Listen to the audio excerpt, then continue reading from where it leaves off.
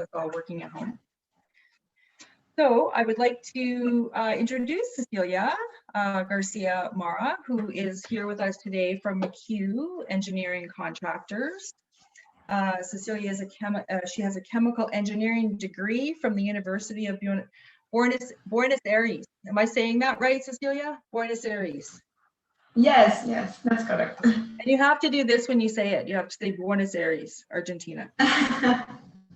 She's currently a professional engineer in BC, coming to us from Vancouver today. And she has over 6 years of experience designing and cost estimating wastewater treatment systems. And she's going to talk to us today about one of those projects. So Cecilia, go ahead and take it away. I'm going to put myself on mute as well. Perfect. Thank you so much, Leanne, for that introduction. I understand everyone is seeing my screen now.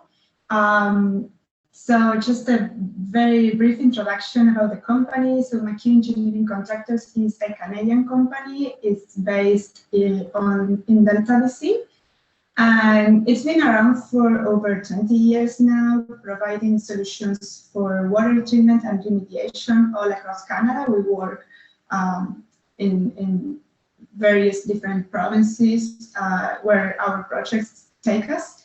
And something that's relevant and important for us to highlight, and it's relevant to this presentation, is that McCue has a strong culture of excellence in health and safety, integrity, and quality management, and it's always fostering inclusion and diversity in the workplace. So with that background, is that I'm going to talk about this mine water treatment success story.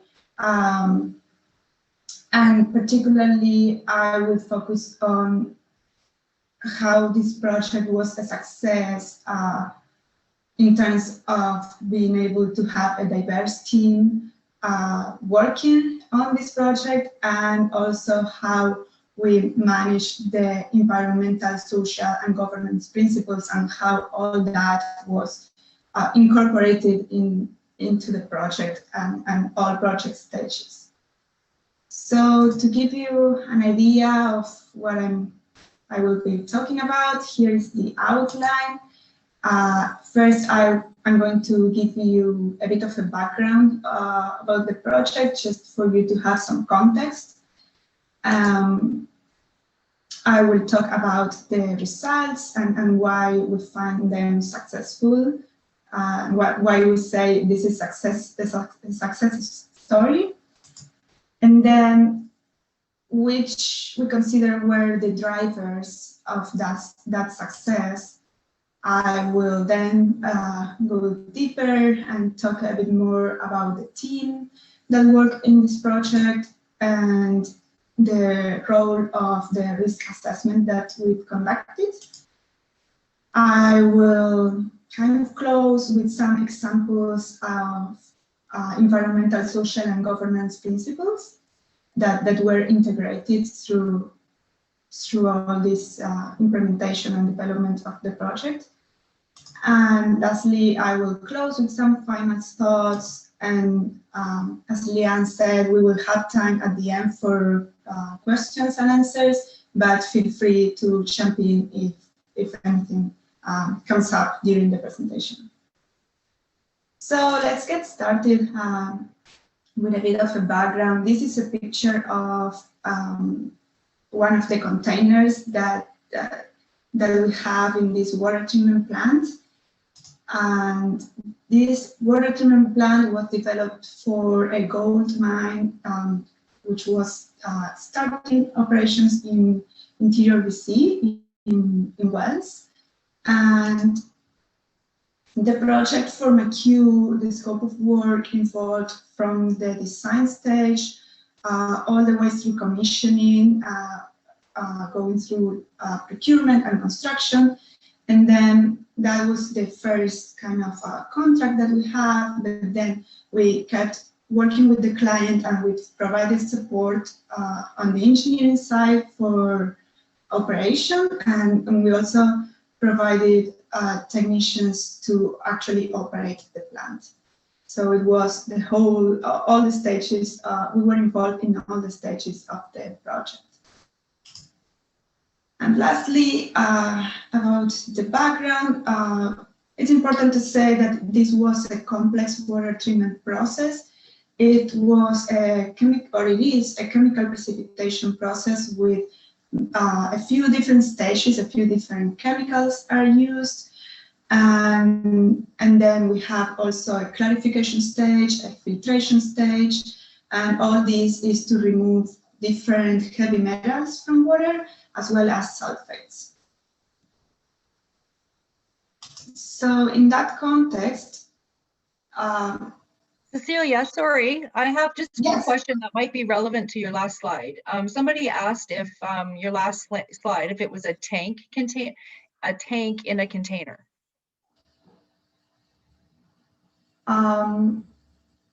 Sorry, this that you are seeing here? Yeah, is the tank in a container? She asked. Yes, these are two plastic tanks that were installed into the container, and okay. actually, this container, or most of it, is it's the part of the chemical injection of the process. So these two tanks are for the makeup of a polymer solution, and then a holding tank for that same solution. And back there, you can't see it in the picture, but back there are the dosing pumps that go out of the container and into the reactor tanks. Okay. That answered the question. I think that answers the question. Perfect. Yes, thank you. You'll be seeing pictures of the project and things, part of this plant, all through our presentation. So I was moving forward to talk about the results. Yes, the results and why we call it a success. So one thing that is really highlight is that this project was deployed on an accelerated schedule. So the design stage started in October 2019, and in March 2020, the containers were ready to ship from Delta VC to Wells. So that's only a few months of work, like going from the very early stages of design through all the detailed design, procurement, and the construction in-house at McCue warehouse. Another challenge that McCue, as everyone else, had to overcome was dealing with this COVID-19 pandemic. So the work continued through the pandemic, and we were able to establish and generate policies and procedures and implement those policies and procedures in a very safe way with very good results, and being able to continue working through the construction stage in March, and then in April on site, like building the plant on site. And then we also came back for commissioning in August and September 2020. So also like keeping working through the pandemic with this implementation and update policies of health and safety. Cecilia, one question yes. about the schedule. So when you say accelerated schedule, what would a typical schedule for this kind of a project be, and how accelerated was the one you're talking about here? Yes, so I mentioned we started the detailed design in October. In October 2019. And sometimes, so for a plant this big, a detailed design could take, like only the design stage could take 3-4 months to put everything together, to do the research on exactly what are the best chemicals to use, what's the best doses, what are the best doses, and like refining all the details of the process, and also in terms of the selection of the equipment, sizing the equipment, sizing the tanks, working with suppliers to select the right pumps, the right agitators. So all that process, and also all the validation with the client, the approval of drawings, going through permit stages with the Ministry of Environment or any other ministry that may be involved. All that could take 4 months, only that. So we were able to kind of compress all that in maybe 1.5 or 2 months. Like, it was kind of an ongoing thing, anything that we were able to do in advance and have, for example, a piece of equipment that we know that have a long lead time. If we were able to approve those drawings early in the design, while we kept working on other things of the design, and then be able to procure that equipment first. So I talk about the design stage mostly, but then procurement is another stage that sometimes it just takes time. Sometimes some lead times for some equipment are 12 weeks, 20 weeks. It depends where it's coming from, or if it's manufactured, if it's custom made for the project. So when I say accelerated, it's because each of these stages, like design could have taken 4 months, procurement could take another 3 or 4 months, and we had to kind of work around that and start procurement earlier while we kept developing other parts of the plant. Okay, thank you. Yeah, no problem. Yeah, if there are more questions about that, I can clarify more at the end. But now, like, moving forward to the last item I have in this list. So we did some extent bench tests. So bench tests, for those who are not familiar with it, are basically tests in the lab. So we treat the contaminated water. Well, I don't know what happened there. We treat the contaminated water with the same chemicals that we intend to use in the full-scale plant, but at a much smaller scale, just for 1 liter of water. And we see how that works. We measure the results of that, analyzing the clear or clean water.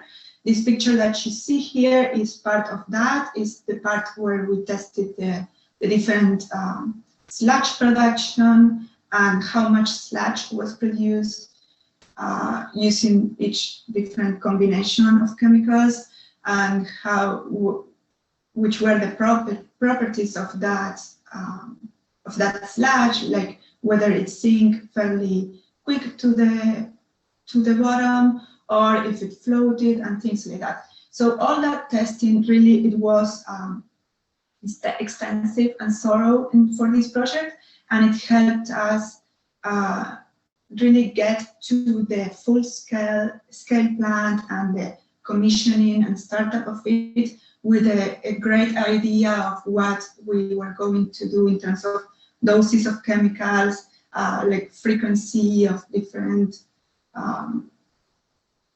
things, like agitating the reactor or backwashing filters or different things like that. And then the results at the full scale, the treatment performance was really good as well, compared with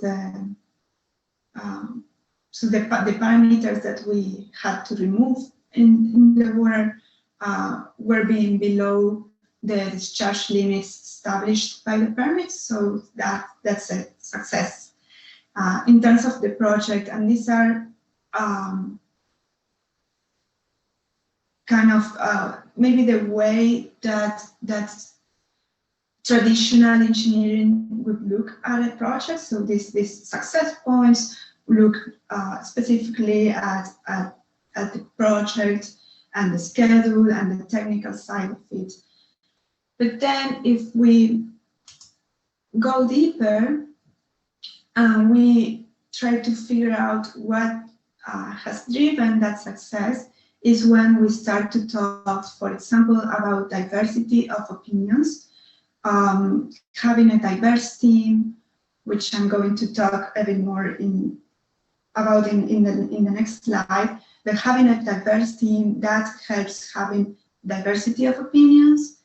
And by diverse team, we always focus, and it's of course very important to focus on like having a balance between the number of men and women involved in the project, but diversity, as you know, is much bigger, and in general, in this context, it's like having technicians sitting at the table and giving their opinions and their ideas and their point of view on what could be troublesome at the operations stage, what could be an issue, a potential safety hazard or anything like that.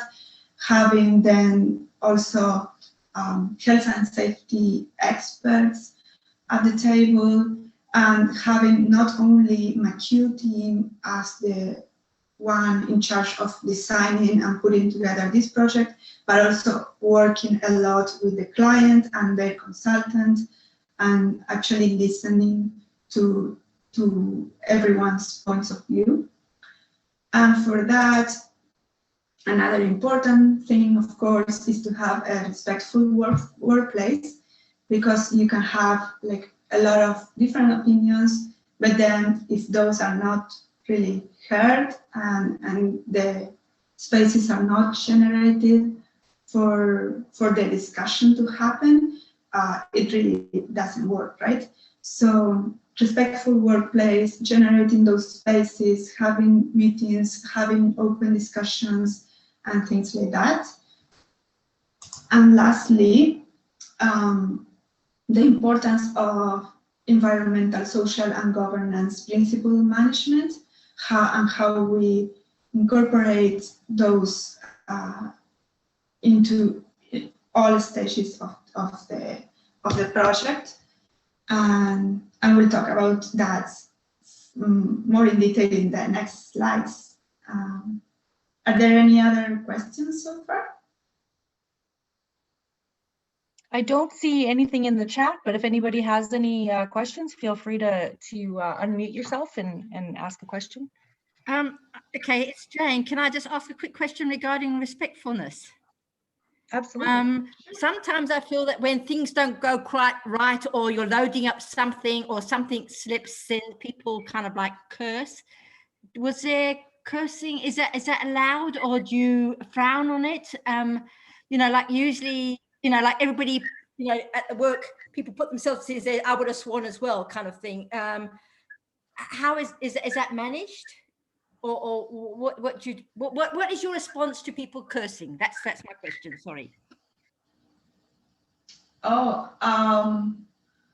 well, that I don't think that happened in this case. I haven't been okay situation, but I guess for sure the first reaction is to put a stop to that, like someone either the person who's been attacked, but also anyone else, and preferably everyone else should, of course, say, well, that is not how we speak here. That is not how we have a healthy discussion. And if you cannot behave yourself, like you're not welcome. And I guess, yeah, like.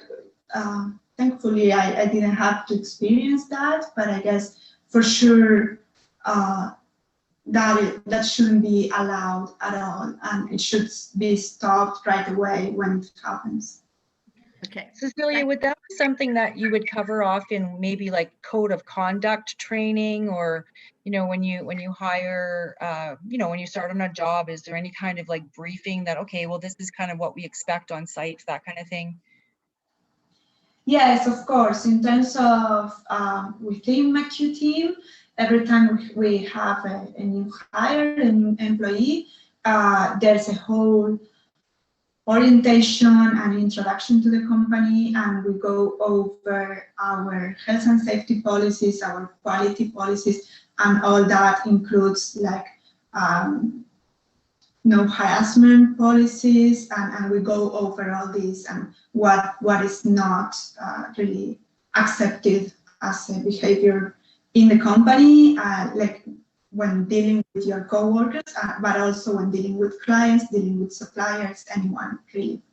Yes, within McCue, we do have that training. We make sure that everyone goes to that training. I was answering more from a point of like, in my mind, I had these meetings with the clients and with the consultant, like when you bring others into the conversation, and then I guess in those cases it could be different or more difficult because you have like different cultures, different company cultures trying to work together. Yeah, good, thank you. Yeah, no problem. Yeah, so moving on, so these are the drivers, and two things that I mentioned were like diversity. So now I'm going to talk about the team, and then for the ESG management, then I'm going to go deeper into that, starting off or talking about the risk assessment and how that evolved and helped to manage these principles. So starting with the team, you can see here is most of McCue team. We are a small company. We are 12 to 15 people, getting bigger now. But as you can see, we have 9 of us here, so it's a big part of the team.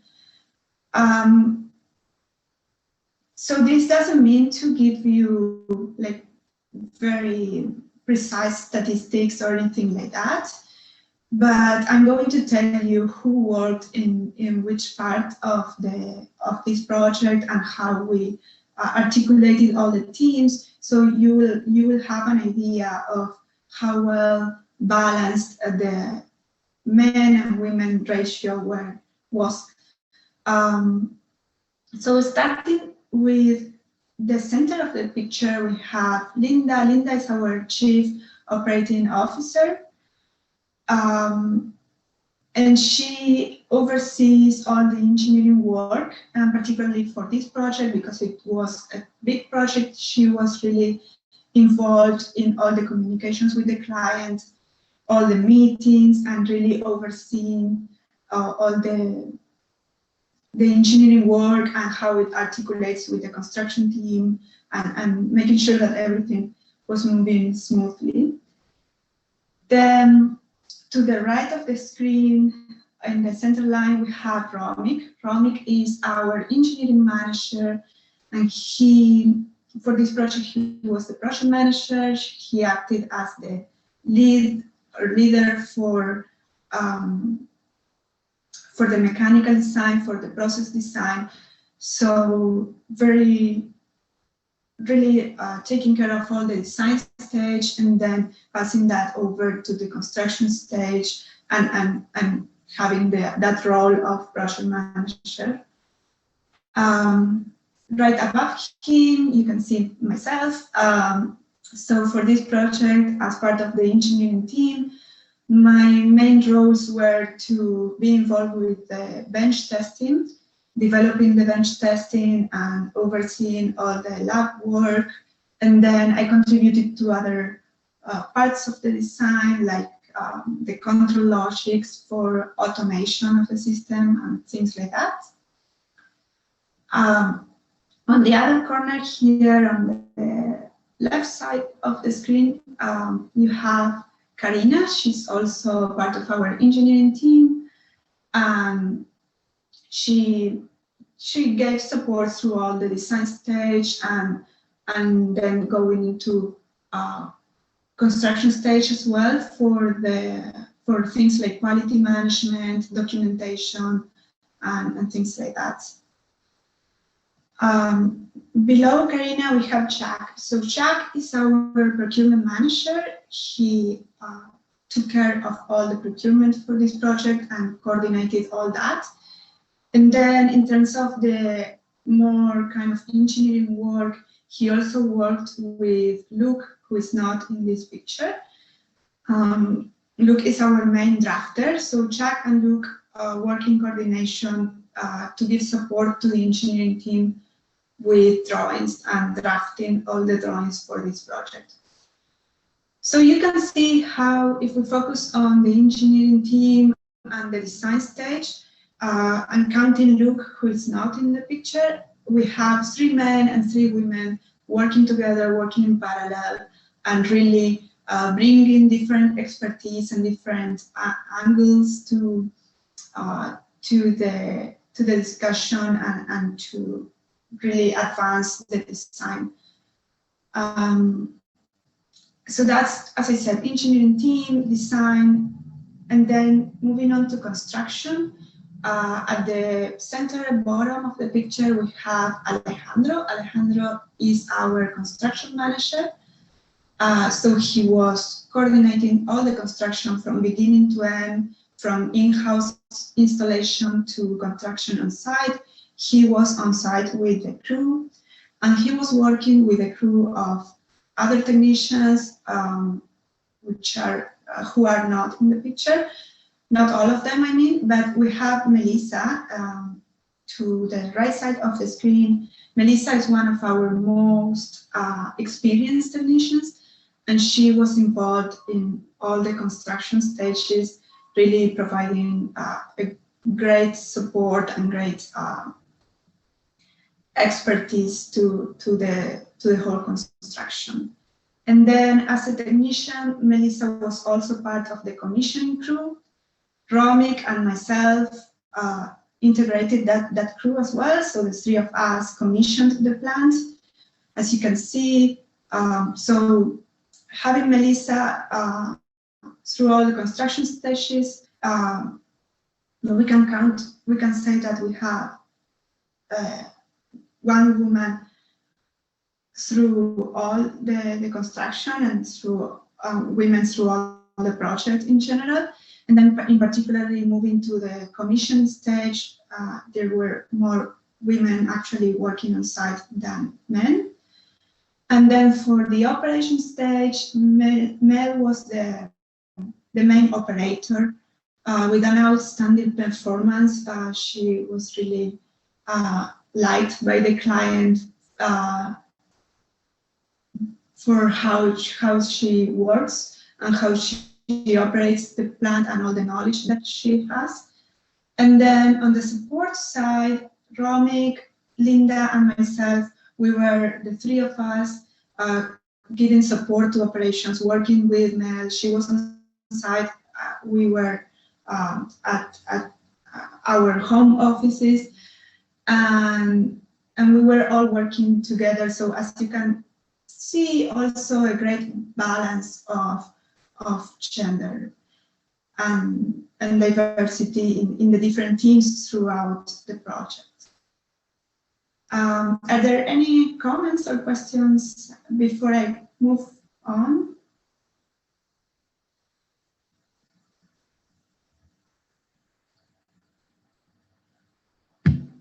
Okay, if we don't have comments, that was about the team and the diversity specifically for the McCue team. And so now let's talk a bit about the role of the risk assessment. So some of you may be familiar with risk assessments and how they are conducted. I'm not going to go into detail, but just to give some context, this risk assessment that we conducted you are seeing here the matrix in which we based the assessment. So we have on the column here the probability of a hazardous event or situation happening. That goes from almost certain to rare, and it has an equivalent in numbers, numerical scale. And then we have the severity of the consequences if the event actually happens, which go from not significant to severe, and with the corresponding numerical scale as well. So the way this works is in the intersection of the probability of the event happening and the severity of its consequences, we find the risk level, which goes from low to very high. So that's just to give some context to all this. So this is a typical risk assessment. And what we did for this project and in general for almost all projects, the way we do it is we analyze and evaluate environmental impacts, health and safety impacts, and technical impacts for each of the risks detected or identified. So if there's an event happening, there's, for example, spill of some chemical or untreated water, then we try to find out what the consequences are for the environment, what's the impact to the environment, and work on determining the severity of that impact, specifically for environmental impacts. We do the same with health and safety. What's the impact to the operator or to maybe a visitor or someone just passing by? And then on the technical side, what's the impact to the process and the process and the treatment process performance? Is it still going to be able to treat water? Is this a problem that stopped operation for some reason, like if there's a power outage or something like that? So all the technical and operational side of it. So this is kind of the standard risk assessment. And what we did, what is the heart of this presentation is how we integrated all these principles into this risk assessment. So we use the risk assessment as a tool, and we benefited from the discussion and from the meetings that were conducted for the risk assessment, and integrated the environmental, social, and governance principles into that. So to give you a better idea, I'm going to show you some examples in the next slide. So starting with environmental. Environmental is kind of the most straightforward of the three principles, because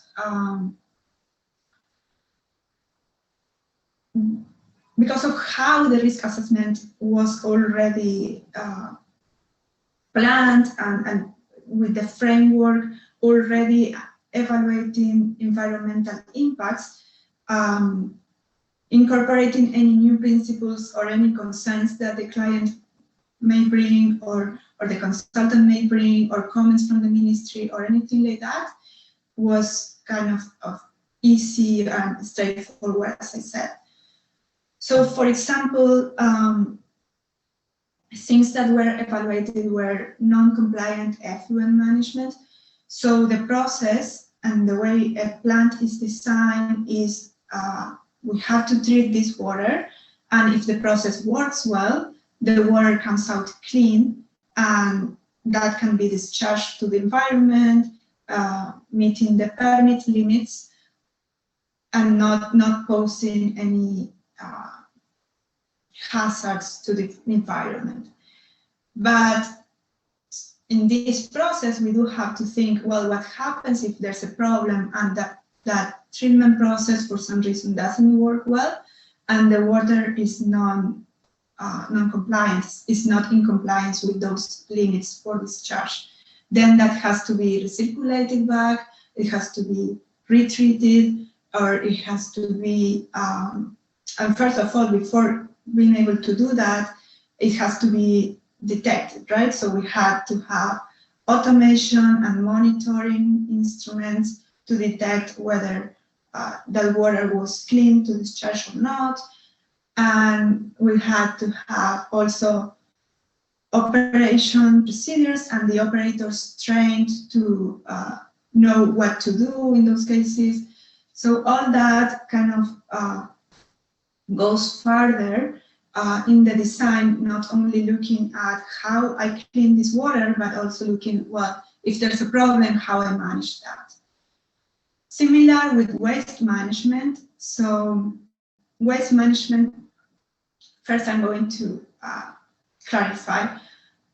When we can say we have two main streams coming out of this plant. So we have the clean water coming out, and then all the solids with the heavy metals and everything that we wanted to remove are coming out in another stream as a sludge. So that sludge is what we call waste, and the waste management was not, and is usually not part of McCue's scope.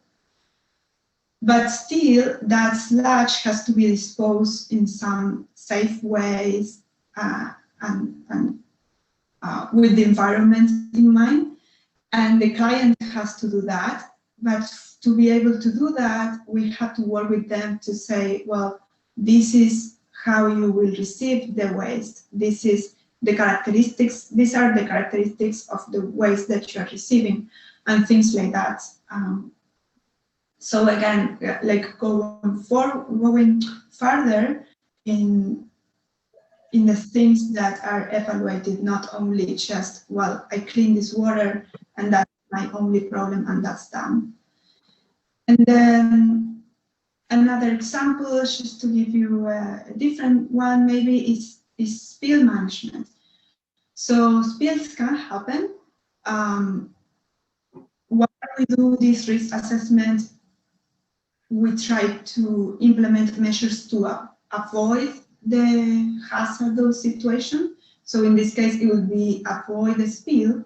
But if there's, for some reason, something fails, a tote gets damaged, a hose burst open, or some valves start to leak, and the spill still happens, then we have to think about how we manage that and work with the client to have all the equipment required to clean up the spill and analyze what's the impact to the environment depending on what was spilled. Was it untreated water? Was it a chemical?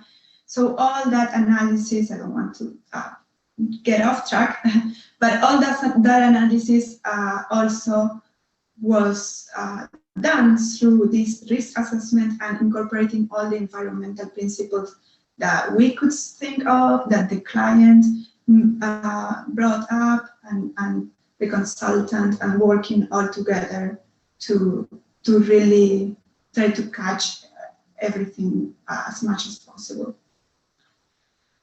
So that's for environmental principles. For social principles, so some examples of that are, for example,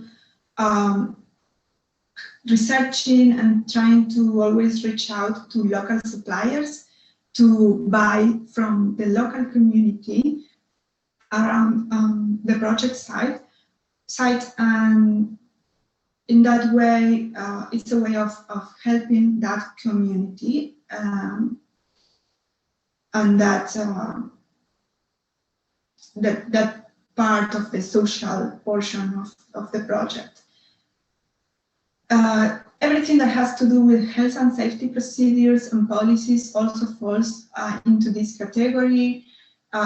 Caring for the health and safety of the operators, of any visitors, any staff working on the offices right beside the water treatment plant. So all this, the implementation of all health and safety procedures is really important, and it has a social impact. And part of that, sadly, this last year was also COVID-19 and the measures implemented for that. And that kind of goes along with the community interests listed here. So for example, we had the mayor of the town calling the mine each day when our construction crew was on site to check if all the requirements in terms of COVID-19 measures were being met, and if everything was implemented correctly and how everything was going, because there was really some worries around the community, logically, because we were traveling from a different city, a much bigger city. So there were some concerns, and all that had to be included in the discussion and addressed. And lastly, our last set of principles are the governance principles. So for governance, quality assurance and quality control falls into this category. This starts from the very early design stages, making sure that we have the proper quality management in place to document everything that's being done. And then continuing with construction, for example, also having checklists and having different procedures to make sure that quality is meeting the standards. And then moving on to the next item, standard operating procedures is another example. It's similar to quality control or quality assurance, but it's just a very separate set of procedures. And it's not so much about controlling the quality of how something is built or how something is operated, but it's setting a standard guidelines for the operators to follow and to always, for example, prepare a solution of a chemical in the same way, using the same quantities of dry product and water. And so it doesn't matter who is operating the plant, if they follow those procedures, the results should always be the same.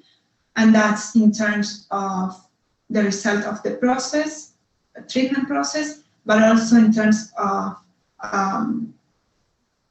working with health and safety, and also like making sure that everyone is following the same steps which were prepared and put together to be safe to do so.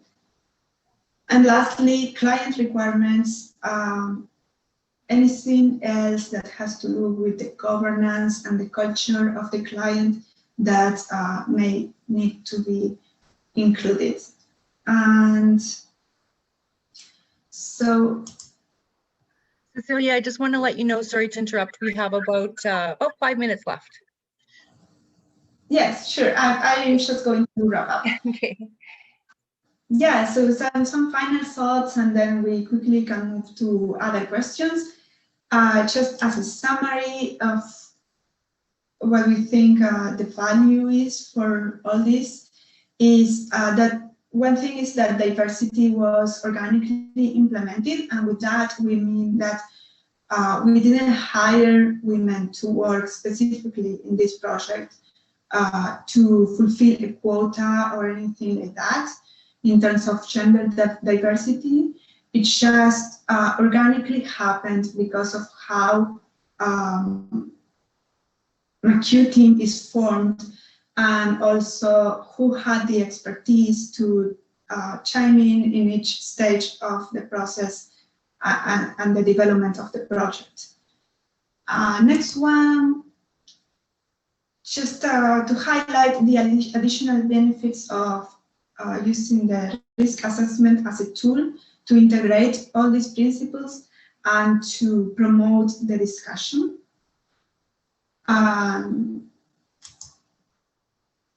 And then lastly, as you know, the importance of communication and involvement. So risk assessment for us was a tool to, for example, have meetings to discuss the risk assessment, but that allowed to generate the spaces to discuss everything else as well and hear all the opinions on the principles and everything that needed to be discussed. But if you don't do a risk assessment, it's still important to host meetings, calls with the clients, interaction with all the different teams, the construction team and the engineering team working together, and really involving everyone that has something to say for the progress of the project. And that was all. Thank you so much for attending and for listening to me. We now have a few minutes for questions, I think. I'm just going to leave you with this final slide if you want to reach out to us with more questions after the presentation or anything that you may want to let us know. Here is all our contact information.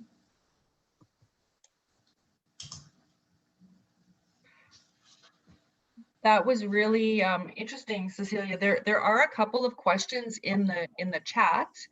I'll just read a couple of them out, if that's okay. Sure. The first one is, did you involve the client in the commissioning? Yes, so we were commissioning on site and we were leading the commissioning, but at the same time there was an operator who was it was an employee of the client. So the operator was helping us with the commissioning and mostly being trained at the same time. So we were showing him how the plant was start up and how that then translates into operating the plant. And other than that operator, like the client was always around, the management of the client was always around when we were doing the commissioning and working together with them if any problems come up. Does anybody have any questions for Cecilia or comments?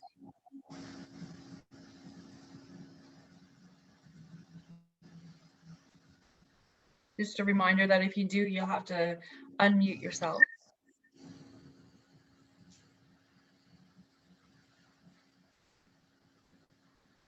I have one question that just crossed my mind as you were presenting, Cecilia, and not to put you on the spot, but I'm just wondering what if you have one example of something. You were talking a lot about diversity of thought and how diversity drives just different opinions and different perspectives. Is there anything specific like that you could share in regard to like an example of how you feel a diversity on the team actually influence that different perspective or decision making? That makes sense. Yes, I can speak to that. It's hard for me to pinpoint differences in terms of, well, I said this because I'm a woman and a man wouldn't see it that way. So in that sense, it's more difficult for me to give you an answer. Yeah. But it's maybe easy to see it in terms of experience. So we have junior staff and semi-senior staff or senior staff like myself and Romy, and then we also had Linda, for example, with years and years of experience. So in terms of experience, I found that like someone with 20 years of experience really brings all that knowledge of, well, but when we operated this other plant, this happened and it was a problem.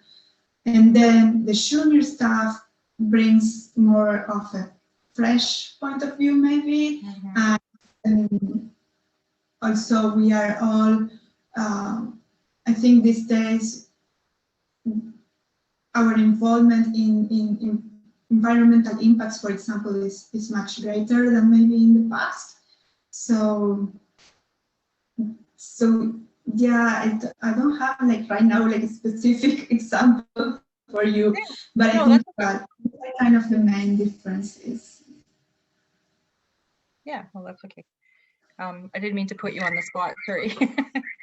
No, that's fine. I wish I had like a specific example to give you. It was a lot of discussion, really. And yeah, so very long discussions. The meeting with the client and the consultant was a whole day for the risk assessment. But before that, there was a lot of back and forth with everyone sharing their thoughts. Huh. There's one more question in the chat. We are at 1 o'clock. If anybody has to run to your next meeting, feel free to drop out. And thanks for coming. We'll let you know when our next Lunch and Learn isn't scheduled yet. We'll be having one in March, so just stay tuned to LinkedIn and our website for that, and we hope you can join us again. Cecilia, there's one other question in the chat that I wanted to ask. What about the technical communication with the client? How did the client accept the standard operating procedures in your opinion? Yes, in this particular case, the client was working with a consultant. So the consultant was their main advisor, right? And the consultant had a lot of technical knowledge. We discussed with them at the same level. Some of them had, honestly, a lot more experience than me, and really, so we discussed directly with the consultant, and then the consultant did more of the communication with the client in terms of advising them which way to maybe go. But then the client, at least I can speak to this particular client, they were also very experienced people in what they do. Like, for example, the superintendent of the mine, he had lots of years of experience. And so even though he may not know the water treatment part of it, he's very familiar with all the procedures that they need to implement for the mine. So in that sense, like implementing standard procedures, for example, was not an issue. I hope that answers the question. Thank you.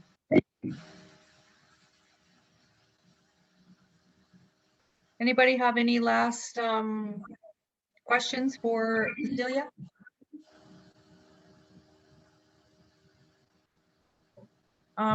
If not, I'd like to thank you, Cecilia, for offering this awesome presentation and for taking the time to do that. We will be making a donation to our STARS ambulance service here in Saskatchewan. STARS is our charity, preferred sponsor charity this year. STARS offers remote ambulance service across the province.